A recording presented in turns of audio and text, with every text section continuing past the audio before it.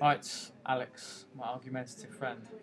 It's for the game's advertiser project, Unit 1, part of the P1, M1, D1 criteria, okay? So we're going to talk about four issues regarding codes of practice and regulation and how they relate to your project for the viral advertising campaign. So let's start off with any legal issues. What sort of legal issues might affect your campaign? Well, especially when we're filming, we need to make sure, like, if we're wearing branded clothing or if there are any things with logos in the background. So, the room we were filming in, BG10, there was a Mac in there, so we're not actually allowed to show the logo or the actual design of it because it's similar and everything. Also, any products, so there were books in that room, so we won't be able to leave the books as they are. So we're probably going to get Adam or something from someone to draw over them to change the appearance, so it's not visually like appearing as that product or whatever. So we can't have any references to anything else that is already existing or whatever. So it's completely free of that.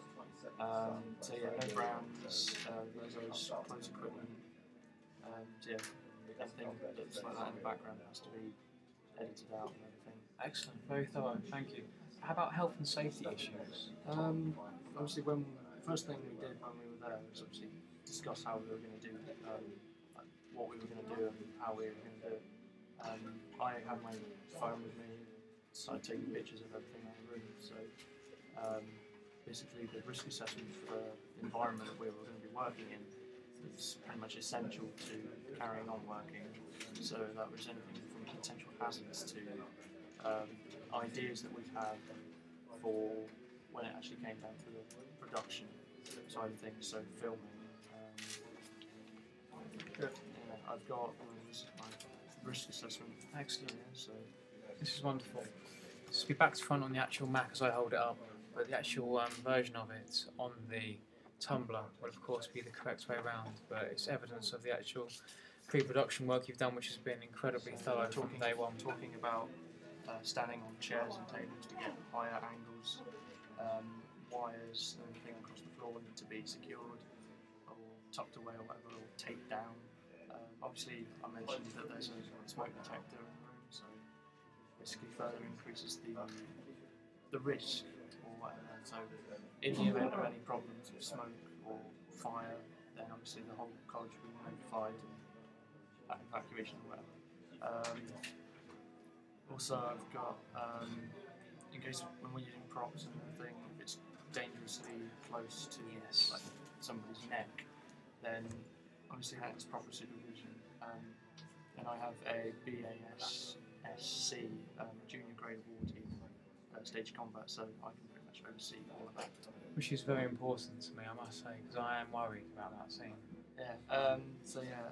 When Adam's got like the wire or whatever around Ed's neck, Ed can put his hands underneath it, so all his hands on Adam's hands, so it will restrict how tight it can get. So Ed is sort of Ed negotiating is in full how control of it.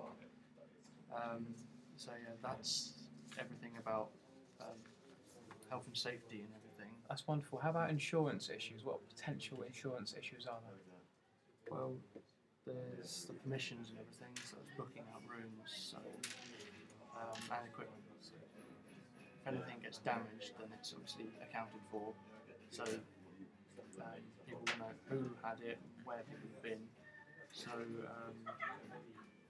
obviously, I said in the event of a fire, people know where we are.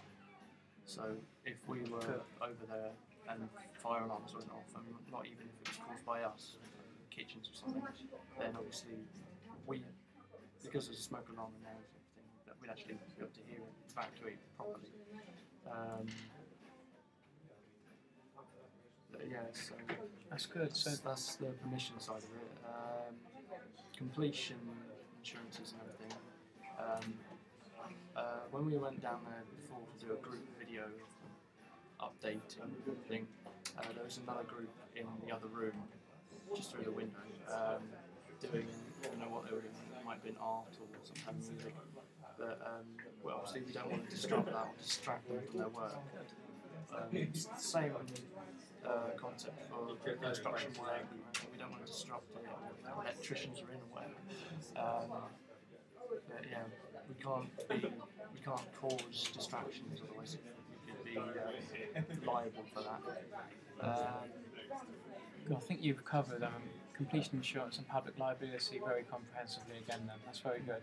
Let's move on to regulatory bodies. So who is the body that actually regulates the age groups that should be allowed to see certain categories of game? PEGI is obviously the main one. There are others, for example, there's stuff like Northern Ireland and everything else. But yeah, they split up in age categories. So 12, 3 plus, 12 plus, 16 plus, sort of 50 plus, something, and 18. For our trailer, it would probably fall under the category of 16 plus. Why is that? Mild violence, possible minor, like gore, but not proper. So probably little blood graphics. Right. But yeah, I think that's about as much as it would go. Good. If it was going to be an 18, like you planned for the actual game, it would have gore, language, violence, sexual references, gambling. Okay. Usage, So that would tip into an 18, would it? Those additional features? Yeah. Okay, good.